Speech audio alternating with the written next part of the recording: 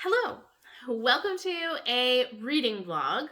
I am currently on the job hunt. I am not working full time. I'm picking up babysitting jobs here and there, but that's about it. I am really needing to be looking for a job. So I'm trying in this unemployed time to be focused on doing things that are important to me, like I was up last night and I was like, oh, I should make all of my doctor, dentist, eye doctor appointments that need to be done, and I should do them now. I was thinking I should go get my hair cut now. That way I don't have to do it later when I do have a job.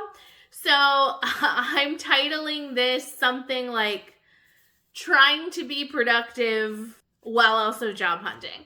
Basically, I don't want to sink into doom scrolling or chatting on Discord too much. I want to be focused on doing things that are important to me and reading and finding a job. So I can't show you it because it lives on my phone and I record on my phone, but I do have a rolling to-do list. So this is a strategy I've been using while I have all this extra time, because it can be a little overwhelming to plan out your day without knowing how long everything's gonna take, and also not being so hard on yourself if you don't get everything done, because I can be very hard on myself if I put 8 things on a to-do list and I only get through 3, even if I worked very hard to do those 3. The 5 things that didn't get done weigh on me. So a rolling to-do list is like a never-ending to-do list. Whenever you need to do a task, you pop it on there. If it's really important, I need to do it today, you put it at the top, and you just kind of work from the top down and do your best to complete everything. And this has been working really well for my brain the past few days, and so I'm going to be utilizing it to help me this week as we're trying to be productive. So what I've been trying to do is not only add on house cleaning, organizing, job hunt things, but I'm also adding in do an hour of writing or do an hour of reading, putting on things that I also want to do. That way, that's motivation to get through the other things. And then it's oh, I can go read for an hour because that's on the to-do list. So it's a balance, right? Of not punishing yourself for having all this free time. It's enjoying the free time, but also making sure you're getting the most out of it and you're not scrolling on Instagram or YouTube Shorts too much. So I'm in the middle of so many books and I'm going to be finishing them hopefully very quickly. So what am I reading? On my phone from the library, I have the ebook of The Country Will Bring Us No Peace. I can't remember the author's name, so I will put the book up here. But this is a novella. It's 127 pages. And it's all about a couple who's moving to a small town in the country for reasons they definitely are having marriage issues. And this is a horror.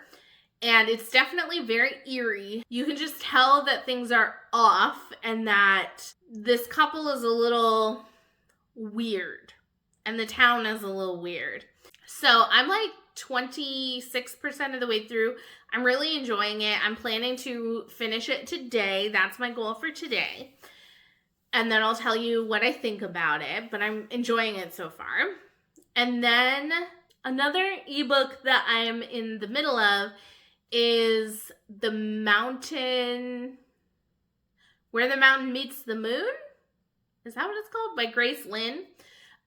This is a middle grade fantasy, Chinese mythology inspired fantasy book about a girl who goes on a mission to help change her family's fortune because they're very poor and she wants to help them out. And she gets caught up in this journey that is cute. I'm not loving it because it does feel very episodic and simple, because it's middle grade, and that is something I always struggle with. Like, if I was reading this to a child, I would be loving it because I'm like, this is so great for a child. It's really quality middle grade literature. Just reading it for like my own enjoyment is kind of iffy. I'm kind of bored by it. It does read very quickly. I have like maybe an hour of it left, but I'm going to finish The Country Will Bring Us No Peace first. And then on audiobook, I have another book I'm not enjoying like at all, and that is The Light Fantastic by Terry Pratchett. This is in the Discworld universe. This is actually the second Discworld book, so it follows the magician Rincewind as he's going on some adventures, and it's just too like wandering for my liking, and I don't know how much of that is like the Rincewind books specifically, or if it's just Terry Pratchett finding his footing in the world. But it's very much like our characters are on a quest to do something, and they're just popping from place to place to place, and they're meeting like weird characters, and then they're like on to the next, and they're like gathering some characters into their little band. But it's just not very interesting, if I'm being honest. I'm very bored. I'm listening to it. I have like 21% left or something. I have like just over an hour, and I can't wait for it to be done. I'm very bored. And I do want to continue reading in Discworld. This is not the first Discworld series I've read. I actually started with the Tiffany Aching series, which, funnily enough, I had no idea when I started that series, but the final Tiffany Aching book is the last ever Discworld book that Terry Pratchett wrote. So I read all the Tiffany Aching books, finished the Discworld series, and now I'm back at the beginning. And I purposely didn't start with The Color of Magic because I know people said the first two books are not that good. I've heard that the third book gets better, so I'm hoping that's the case. I don't know if we're still following Rincewind, but I just don't like him very much as a character, and I'm not that into the plot, which is fine. I'll be done with it eventually, and it's fine to just listen on audiobook when I'm doing chores and stuff. It's not that big a deal. So those are the books I'm currently reading. I'm hoping to be finishing up maybe the audiobook and the novella today. And then I have the Shelf This Book Club book ready to go for a physical read for me when I'm done with the novella. So that's kind of the plan, and I'll bring you along as I'm just doing stuff. I will hopefully be using this for some accountability and keeping me like focused on doing the things that I want to do. Being productive and restful is very important to me.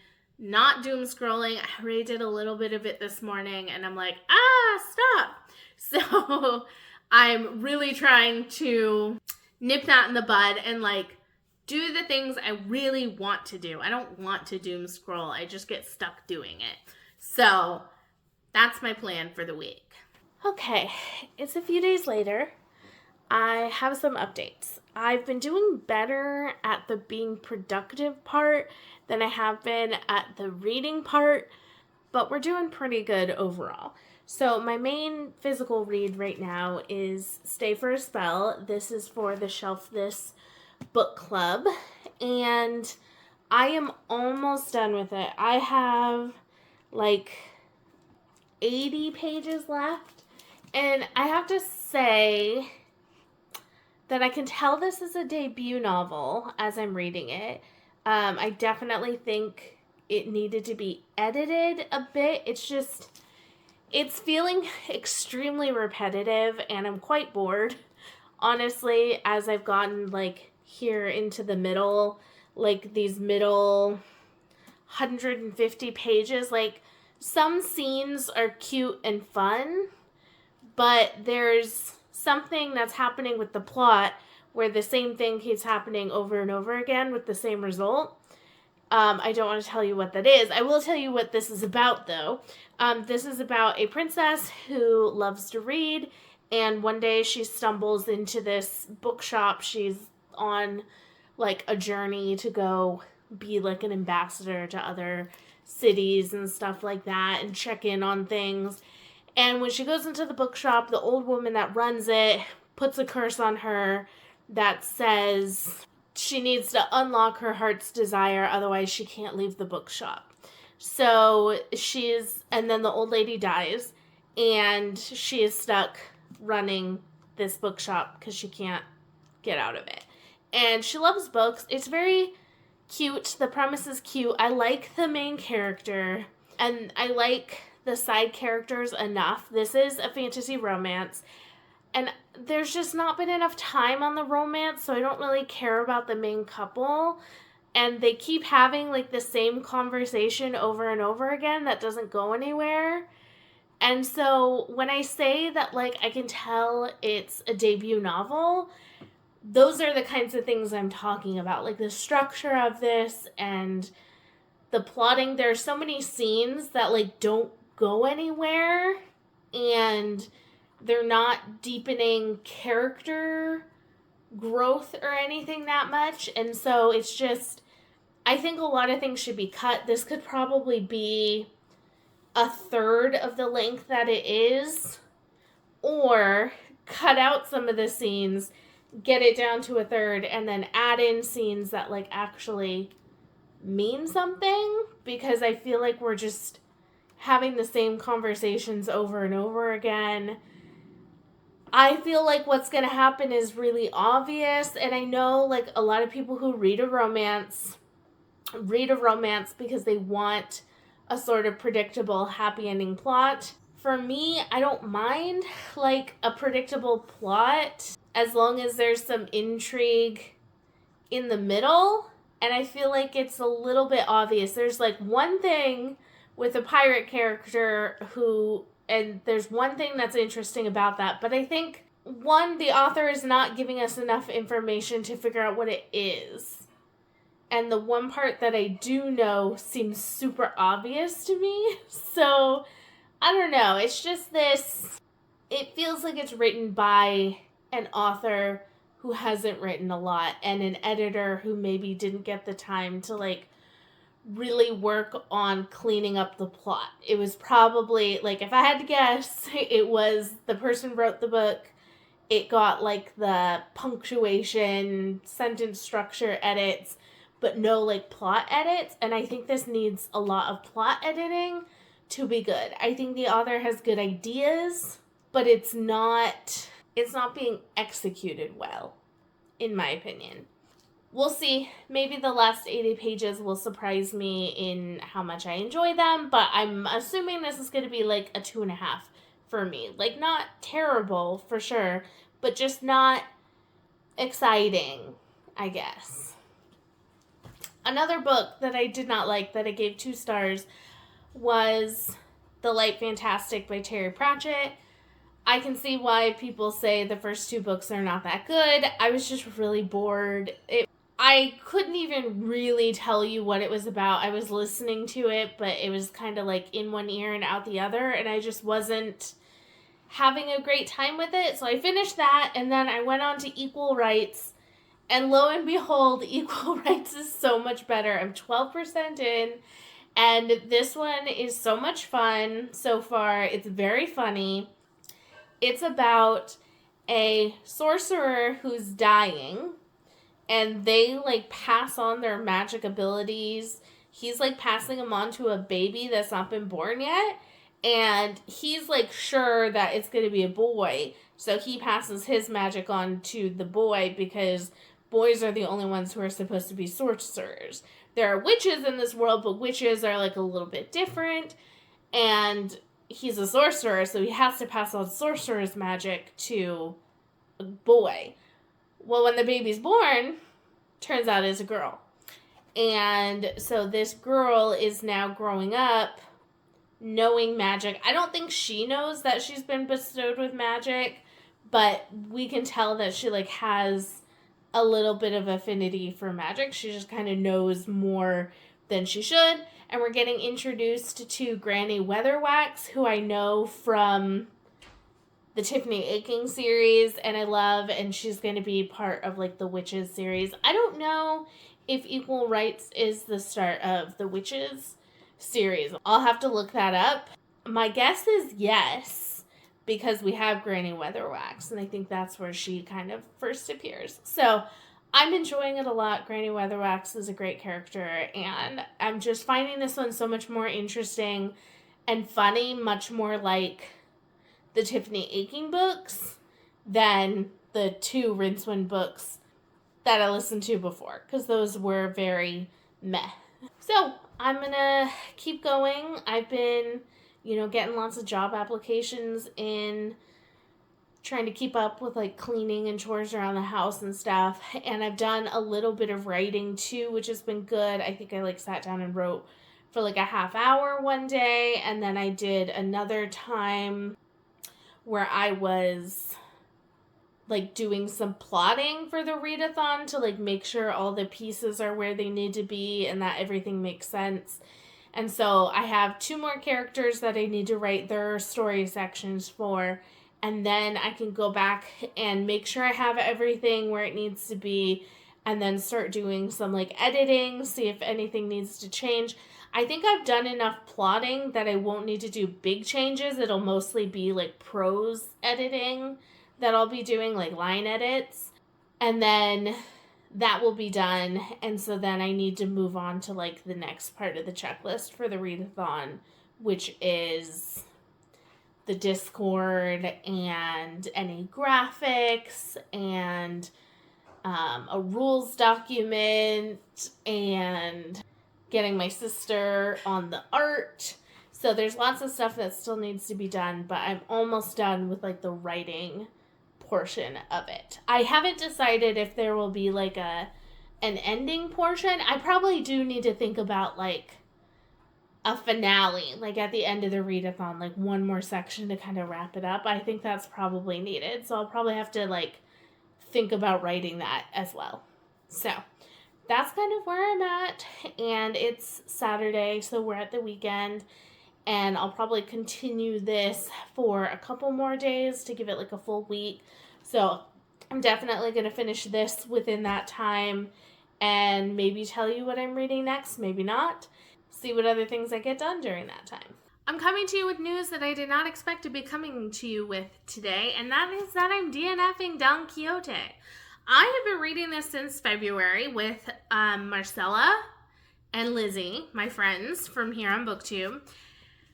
And I struggled with this in the beginning, but I liked it well enough. It was a little silly, a little humorous, about an old man who reads a lot of chivalry romances, and he's like, I'm going to be a knight, and I'm going to go save some fair damsel that needs saving.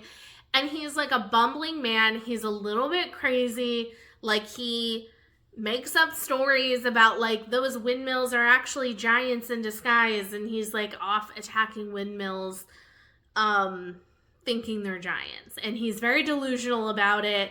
And he has a squire named Sancho who comes with him. I made it 386 pages into this before I just could not put any more time into it. So this is very episodic, and for a very long novel, not much happens. There's no character growth, and the plot is very rambling. So they're just kind of wandering around, getting into fights, messing things up, and sometimes it's humorous and sometimes it's boring.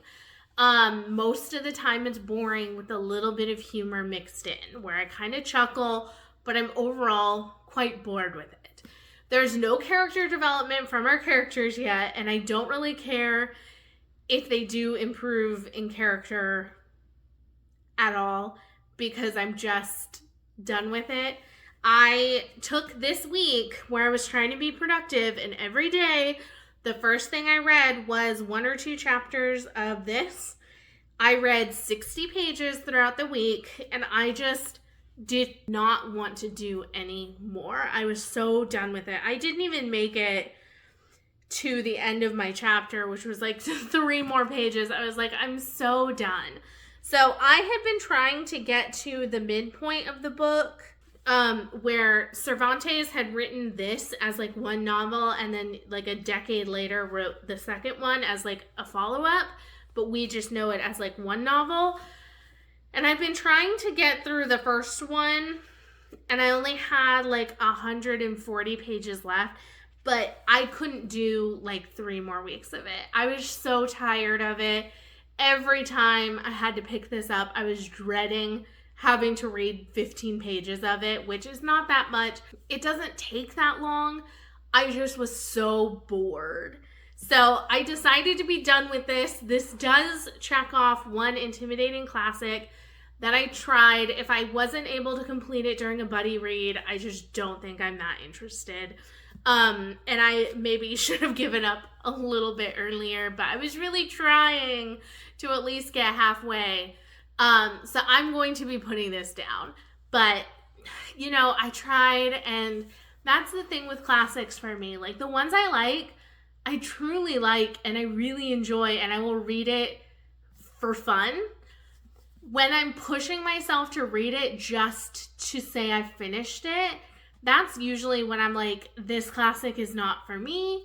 I will read a John Steinbeck and love it most of the time. Like, when we were reading that in high school, we got to the end of the year. It was our last book, and our teacher was like, yeah, just finish it by this date. And I'm not going to assign reading to you. Just finish it by the end of this date. And I was like, I'm going to read this as like my main book. I was so invested in it, and I loved it so much. Same thing with like Jane Eyre. I just read that on my own in college, and I loved it. So classics and I have been on an interesting journey over the past couple years, and I'm just finding if I'm not enjoying it, I just need to put it down and move on, because the ones that I will enjoy, I will read them and enjoy them, and I won't have to force myself to finish them. The other book that I've started, but I'm not going to be able to finish in time for this video to go out, is Foundling Fathers by Meg Ellison. This was in my most recent end of summer TBR, and I wanted to get to it, so I did start it. I've been reading it mostly on my phone because I do have it as a NetGalley book, but I also got the book from the library because it is out now and I'm a little behind, but I forgot it upstairs. And I'm really enjoying this. This is a weird book. This is about a billionaire tech group that has decided to clone and birth the founding fathers. So Thomas Jefferson, Ben Franklin, George Washington, and is it John Adams, I think, are the 4. So they have been raising them as if they are in their own time period. So they are literally somewhere where there's like no technology. They're being raised as if it is the 1700s. And the young men, the founding fathers, who are now young men, they've been raised, I think they're in their like late teens, early 20s. And the tech company wants them to grow up to be leaders of the country and like save the country from what's become of it. We don't know exactly at this point. I'm like halfway through the book, whether they mean we need to save it from Democrats or Republicans, because I think there's an argument to be seen from the tech billionaires' point of view where they would think it needs saving. They haven't defined for us what saving the country means yet. And so they're trying to basically recreate what made our country great in the beginning, which that, you know, is a loaded topic because great for who? And this is just, it's so interesting. We're having these boys finding out that it's maybe not the 1700s and figuring that out and figuring out why people have been lying to them their whole lives. It's very weird. It's a little wacky, but I'm really enjoying it. It's a short read, so it goes by very quickly, and I will update you in the next video when I finish it. Even though it won't fit with those books, I'm going to put it in as an honorable mention, just so I can tell you if it ends as well as it starts. But I'm enjoying it. I finished Stay for a Spell. I returned it already to the library because I had to go back. but I ended up giving it 2 stars. And it wasn't that this was a bad book. I just think it really needed a lot more editing. It felt to me like a polished first draft without the second draft being done. It felt like the editor did like the line editing without focusing on any of like the plot editing or cutting out extra words. It was as if the editor had taken like what the author sent in to be published and just cleaned up every line without changing anything, like changing anything plot wise. It was very repetitive. Like, we kept doing the same thing over and over again in a way that wasn't changing anything. It wasn't adding anything to the story. We just kept having this like plot line that was happening over and over again. And then the ending was super predictable. Like, it ended exactly how you thought it was. Everything leading up to that felt very obvious where things were going. So it wasn't a bad book by any means, but it just wasn't anything special or interesting. It was kind of your most basic plot regurgitated. There was a lot of stuff in the fantasy world itself that was just there for no reason. Like, there are these like creatures called blue caps, which I won't tell you what they are because I don't want to spoil it, but I thought they were gonna have like something to do with the plot, like why they were there, but no, they were just there. There's a cat that has like tentacles coming out of its back and it can be invisible sometimes, and I thought maybe like that would have something to do with anything, but it was just there.